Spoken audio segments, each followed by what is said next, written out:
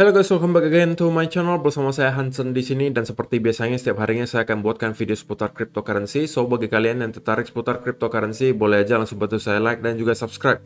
Jangan lupa juga untuk hidupkan lonceng notifikasinya supaya kalian gak ketinggalan update terbaru seputar cryptocurrency. Dan pada hari ini guys, kita melihat koreksi yang sudah kita ekspektasikan kemarin.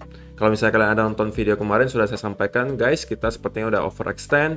Akan masuk akal banget kalau misalnya kita akan terkoreksi terlebih dahulu sebelum nanti kita lihat lagi apakah kita hanya akan membuat corrective move sebelum melanjutkan kenaikan ke atas, atau kita akan mendapati semacam reversal. Dan mudah-mudahan video kemarin itu bisa menyelamatkan kalian gitu ya dari FOMO dan tidak masuk kemarin. Karena kalau kalian masuk kemarin tentunya kalian akan mendapati kalian buy di pucuk, dan hari ini kita terkoreksi lumayan dalam gitu ya. Dan tentunya kita pengen bahas gitu ya apa yang sebenarnya sedang terjadi dan kira-kira ekspektasinya beberapa hari ke depan itu seperti apa. Tapi sebelum itu kita akan mulai dulu dari market cap. Dan per hari ini secara global market cap crypto berada di angka 1,68 triliun dolar atau turun sekitar 17,18%. Nah, Bitcoin sendiri berada di angka 43.500-an, Ethereum 3.087 dolar, BNB 411 dolar, XRP 0,84, Cardano 1,16 dolar, Solana 111 dolar, Terra Luna 55 dolar, dan Avalanche menggeser Polkadot ke urutan ke-10 dengan harga 87,42 dolar. So per hari ini kita melihat market rata-rata dalam keadaan merah. Penurunannya ranging antara 1, sekian persen hingga kurang lebih 6%, dan top performernya untuk hari ini adalah Bitcoin sepertinya karena penurunannya paling sedikit 1,43% gitu ya. So, itu adalah outlook sementara dari beberapa top coin yang ada. Sekarang kita masuk dulu ke beberapa berita dan data terbaru hari ini. Nah, yang pertama di sini disebutkan DOJ seized 3.6 billion in crypto and arrest 2 in connection with 2016 Bitfinex hack. Jadi lembaga hukum di Amerika Serikat yang namanya DOJ atau Department of Justice itu menangkap 2 orang tersangka yang diduga merupakan hacker Bitfinex di tahun 2016. Dan kalau misalnya kalian perhatikan, di tahun 2016 mereka itu berhasil ngehack atau mencuri 119.000 Bitcoin. Bayangin guys, 119.000 Bitcoin. Oke, bukan 119.000 dolar ya, tapi 119.000 Bitcoin.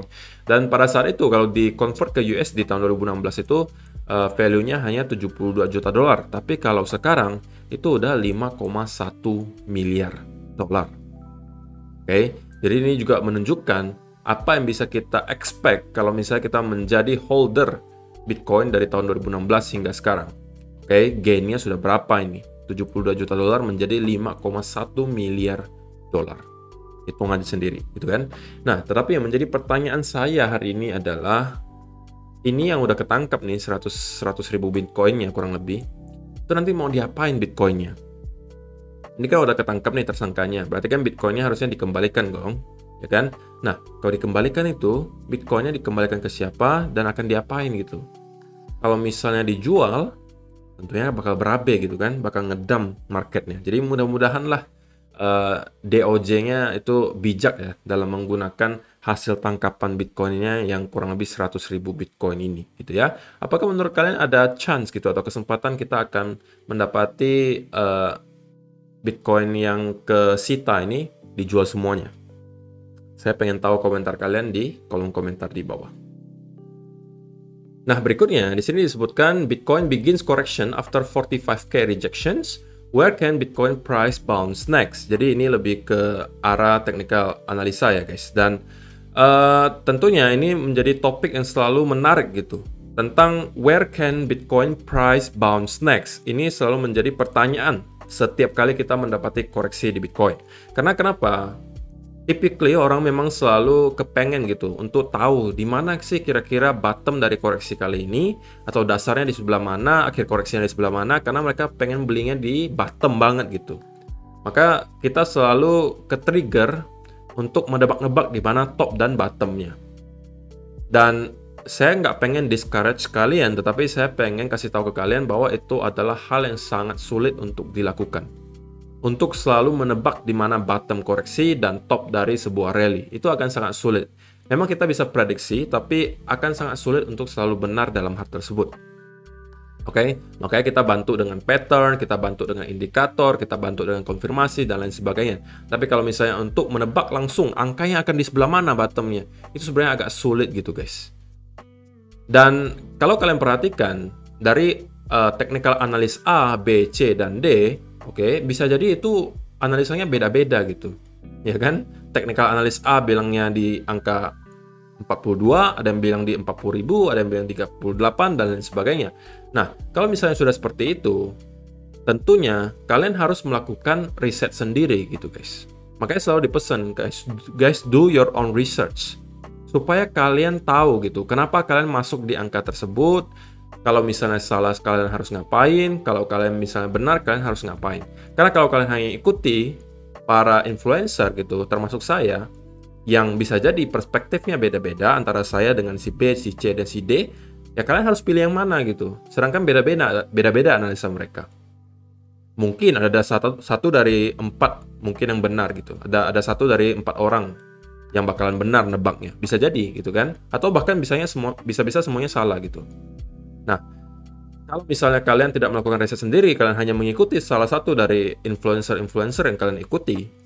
Nah, kalau hoki-hoki benar ya selamat gitu. Tapi kalau misalnya salah dan kalian tidak mempersiapkan, kalau ternyata salah, ya sudah, kalian bisa jadi akan termasuk orang-orang yang ke-liquid. Makanya selalu disampaikan, guys, do your own research. Jadikan informasi dari kami ini hanya tambahan saja untuk kalian gitu. Tambahan aja, tambahan informasi aja, pendapat aja gitu. Tapi jangan dijadikan sebagai alat untuk pengambilan keputusan investasi. Oke? Dan kita mungkin pengen lihat lah dari analisa para technical analis di luar gitu ya. Dan beberapa di antaranya menyebutkan bahwa Hobbs 42K will be preserved. Alias dia mengatakan dia expect bahwa kita kemungkinan akan nge-retest dulu area 42.000 sebelum dari sini dia akan ngelihat lagi apakah kita mendapatkan bounce dari sana ataukah kita akan breakdown dari sana. Dan dia mengatakan short term dia masih akan dalam keadaan bullish selama gitu ya, kita masih mampu stay di atas angka 42.000. Oke? Dan menurut dia, kalau misalnya orang-orang yang menunggu di sekitaran di sini untuk membeli, ini bukan area yang baik gitu. Everyone will buy the dip here, not good. Oke? Karena alasannya bisa beberapa gitu. Pertama, bisa jadi ya kita nggak akan nyampe ke sana gitu ya.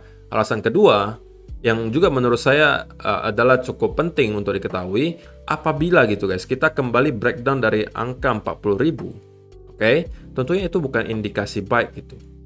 Karena berarti kita tidak bisa menjadikan area 40.000 itu yang kemarin merupakan area resistance yang sangat kuat, yang harusnya sekarang kita flip menjadi area support. Nah, kalau kita misalnya breakdown lagi dari bawah 40.000, tentunya itu bukan indikasi baik, dan saya kemungkinan tidak akan masuk ketika hal tersebut terjadi, atau saya tidak akan buy ketika hal tersebut terjadi gitu ya. Dan si analis ini mengatakan time frame 4 hour demand-nya itu kurang lebih akan berada di sekitaran area 42.000. Jadi dia expect kita akan mendapati bounce di sekitaran 42.000. Kalau saya pribadi, saya punya pendapat yang berbeda. Dan nanti saya akan jelaskan di chart gitu ya. Jadi ini menurut si technical analyst A gitu. Anggap saja A namanya. Oke. Dan kalau dari time frame yang lebih panjang, ini di weekly chart ya sepertinya. Kita sebenarnya bisa melihat dalam kurun waktu 406 hari, Bitcoin itu hanya dalam keadaan sideways sebenarnya guys. Oke. Dan tren itu kan ada 3 guys. Tren itu ada 3. Ada bullish trend, ada bearish trend, ada sideways gitu ya. Nah, ciri-ciri bullish trend itu apa? Kalau kita membentuk higher high dan higher low. Sebaliknya, kalau kita berada dalam keadaan bearish trend, kita pastinya membentuk lower low dan lower high gitu ya. Kalau sideways, kita itu biasa mendapati ranging movement. Alias kita seperti bergerak di dalam sebuah kotak persegi panjang gitu. Antara misalnya kalau di sini kasusnya menurut si analis kita bergerak di kurang lebih angka 30.000 ke 60.000, baik lagi 30.000, naik lagi 60.000, baik lagi 30.000. Nah, itu adalah ciri-ciri market dalam keadaan yang ranging. Jadi ada sebagian orang yang mengatakan bahwa dalam 1-2 tahun ini, dari tahun 2021 hingga sekarang sebenarnya kita hanya dalam market yang sideways. Tidak bisa dibilang bear market, tidak bisa dibilang bull market. Oke, kenapa tidak bisa dibilang bear market?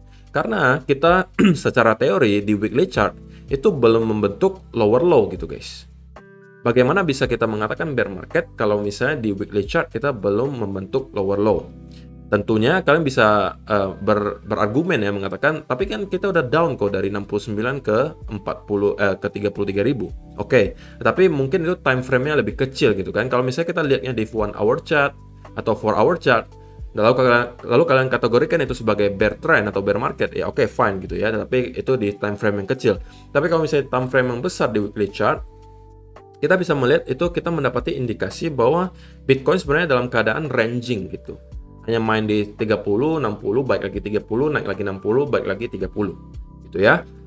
Jadi kalau misalnya ini yang terjadi, maka segala kemungkinan itu masih ada gitu guys. Oke, bisa jadi kita dari sini hanya konsolidasi lalu kembali naik lagi. Oke, tetapi kalau misalnya kita tidak mampu hold area low sebelumnya di sini, maka ya tentunya kita bisa mengatakan bahwa Bitcoin sekarang udah membentuk lower low gitu ya, dan itu ya secara teori bisa kita kategorikan sebagai bear market.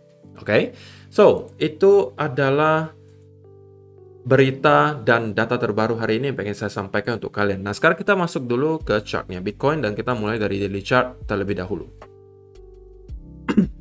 Nah, di daily chart tentunya kita bisa melihat bahwa kemarin itu kita ada closing candle indecision gitu ya. Bahwa kita memang mendapati ada semacam perlawanan dari para bear di sekitaran angka 45 ribuan dan kita mendapati rejection, oke, dan hari ini kita mendapati candle dalam keadaan merah gitu ya.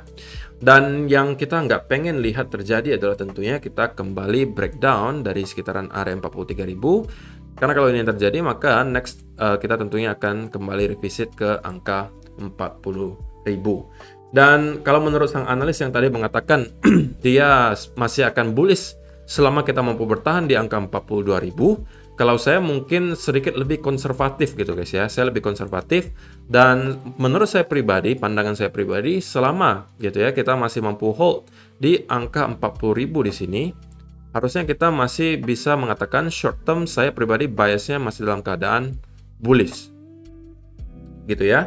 Dan saya juga bisa mengatakan akan menjadi hal yang cukup wajar apabila dari sini kita bisa mendapati koreksi ke 40.000 atau bahkan kita akan mendapati satu lagi push lagi ke atas dulu, oke, untuk memancing lagi orang membeli di sini. Kemudian juga untuk ngeliquid orang-orang yang short di sini. Jadi si bandar serba cuan ya gitu ya. Kenapa serba cuan? Dia akan ngeliquid orang-orang yang short di sekitaran sini, kemudian dia akan memancing orang-orang buy di sekitaran sini, kemudian dibanting ke bawah. Jadi ini make sense menurut saya kalau hal ini terjadi, gitu ya. Kalau misalnya kita mendapati satu dari dua scenario ini terjadi, saya mungkin akan mengatakan ini adalah hal yang wajar gitu ya. Dimana scenario pertama bisa jadi kita mendapati semacam ini, kayak kita naik dulu, push sekali lagi, kemudian kita drop ke 40.000, atau dari sini kita tidak mampu hold angka 43.000 dan kemudian langsung menuju ke angka 40.000 sebelum dari sini kita mungkin ke time frame yang lebih kecil 1 hour atau 15 minute chart untuk menemukan gitu ya pattern-pattern reversal atau mungkin indikasi-indikasi akan adanya bounce yang terjadi di sini. Nah, kenapa menurut saya area 40.000 itu menjadi area yang cukup penting untuk di hold oleh Bitcoin? Karena kalau misalnya diperhatikan memang secara historis area 40.000 itu selalu menjadi area key level gitu. Oke. Selain di sini merupakan area support and resistance yang sangat kuat, tentunya 40.000 juga merupakan angka psikologi gitu ya. Dan kalau misalnya kita lihat dari segi time frame yang lebih kecil, maka kita bisa juga menambahkan informasi dengan menggunakan Fibonacci retracement gitu ya. Nah, kalau misalnya kalian tarik Fibonacci retracement di sini dari awal rally sampai sekarang, maka kita akan menemukan retracement 0,382-nya itu persis berada di angka 40 ribuan di sini. Oke. Dan kalau kita pengen cari confluence-nya, maka kita bisa menarik juga dari di sini rally lebih kecil ya. Ini kan kita anggap wave pertama, ini wave keduanya, oke? Nah, wave keduanya juga kita bisa melihat bahwa kita melihat Fibonacci retracement 0,5 dan 0,618-nya itu juga berada persis di angka 40.000. So, menurut saya cukup banyak indikasi yang bisa kita lihat bahwa area 40.000 itu akan sangat krusial gitu untuk dipertahankan oleh Bitcoin gitu ya. Karena kalau misalnya kita sampai mampu lagi atau breakdown lagi dari angka 40.000 dan kemudian gitu ya, ini akan menjadi titik invalidasinya menurut saya. Titik invalidasi di mana saya akan mungkin flip ke arah bearish. Yaitu adalah apabila kita sudah mampu lagi breakdown dari trend line yang tercipta di sini, maka saya pribadi akan flip ke arah bearish gitu ya. Dan kalau ini yang terjadi, menurut saya probability-nya cukup tinggi bahwa kita kemungkinan akan kembali membentuk lower low baru. Oke, dan ini tentunya akan bisa menjadi opportunity yang sangat amat baik gitu ya untuk orang-orang yang mencari diskon di market. Apalagi kalau hal itu terjadi, menurut saya altcoin juga akan gila-gilaan turunnya. Oke, tetapi itu baru akan terjadi kalau misalnya kita mampu breakdown dari trendan ini gitu ya. Ini adalah titik invalidasinya menurut saya. Dan sebelum kita melakukan hal ini, tentunya saya masih sedikit biasnya ke arah bullish gitu ya. Tapi kalau udah breakdown dari 40.000, saya akan sedikit lebih ke arah netral, alias saya nggak akan ngapa-ngapain di market. Saya nggak bakalan short, saya nggak bakalan buy, saya akan nunggu dulu.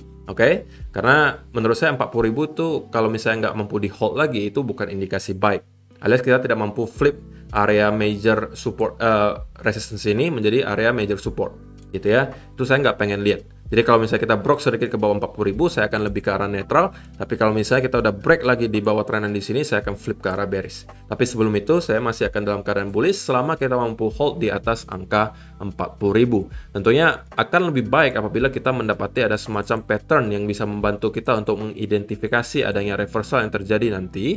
Misalnya gitu ya, di 15 minute chart kita bisa mendapati ada semacam falling wedge kah di sini ya kan, atau mungkin ada semacam double bottom kah, atau triple bottom, atau inverse and shoulder yang bisa kita jadikan sebagai sebuah setup untuk kembali masuk ke market dan mungkin expect Bitcoin bisa rally lagi ke next area major resistance yang harusnya berada di sekitaran angka 46.000 sampai 47. Kalau ini mampu ditembus, maka nextnya akan ada di angka 50.000. Yang perlu saya ingatkan lagi ke kalian adalah bahwa dari rally di sini